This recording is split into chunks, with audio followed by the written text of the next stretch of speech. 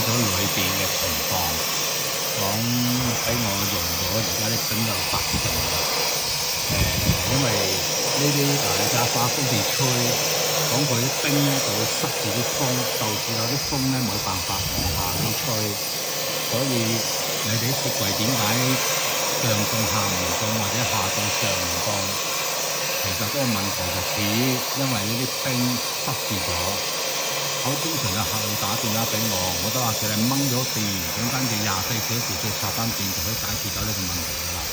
係因為呢啲冰要等佢融化咗之後嘅話咧，咁你部機就可以正常使用㗎啦。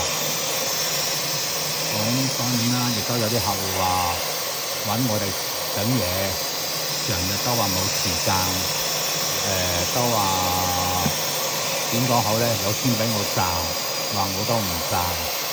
其實並唔係咁樣嘅，因為點講好咧？首先多謝大家關注我啲生意先啦。咁但係由於我自己人就得一個，咁亦都冇辦法一日做到24小時㗎嘛。而且而家年紀大啦，唔似後生仔冇咁口薄，係咪啊？咁當然亦都好多客戶就話係鍾意揾我去維修，因為話我信得過。同時亦都肯教大家點樣整，亦都話肯話俾大家知如何去維修，整好啲家電。係啦，咁當然啦，都喺我覺得冇危險嘅情況下，喺安全嘅情況下，好似呢啲咁嘅問題嘅話咧，我都好樂意去教大家點樣整嘅。係啦，因為呢啲並唔係十分之困難，亦都咁當然要掹咗電下。前提之下要掹咗電，因為其實我而家都掹咗電，睇到咪？係啦，我自己都掹咗電。雖然係話我係師傅，但係我都怕電啊，大佬，係咪啊？邊個話師傅唔怕電㗎？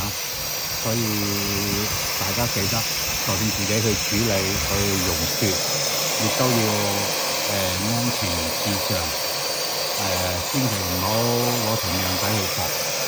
係啦，咁多謝大家，希望大家體諒下。因為我始終兩隻手一日先做到嗰兩三個客，所以有啲客就話呢個客都等咗我1個星期以上。係啦，咁多謝先，因為只有話相信我，咁佢先要等我嘅啫，係嘛？你唔相信我嘅話，咁就冇必要等我噶嘛。但係你等我嘅話，我亦都唔會令到大家失望嘅。係啦，反正我哋一般都係做商業電器比較多咯。係啦，所以家用電器嘅話，呢啲簡單嘅問題其實一般我都會喺電話度教大家點樣處理嘅。咁問題就話，如果你自己處理唔到嘅情況下嘅話，好似用咗雪之後好翻幾日之後又唔得咧，咁肯定仲有其他問題要處理嘅。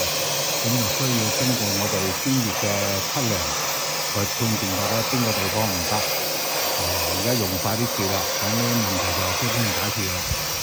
咁呢個係最簡單嘅步驟。係啦，大家記得上凍下唔凍，或者下凍上唔凍，都可以咁樣去處理。處理咗唔得之後，就可以聯繫下我哋上去所度邊個零件壞咗。因為如果唔係零件壞嘅話咧，咁就冇可能係咁情況嘅。因為你用咗雪啊嘛，你用咗雪都係唔得嘅話，就肯定有零件壞嘅。但係至於邊個零件咧，咁佢哋都係靠慢用標去測量嘅。好，多謝大家關注我先嚇。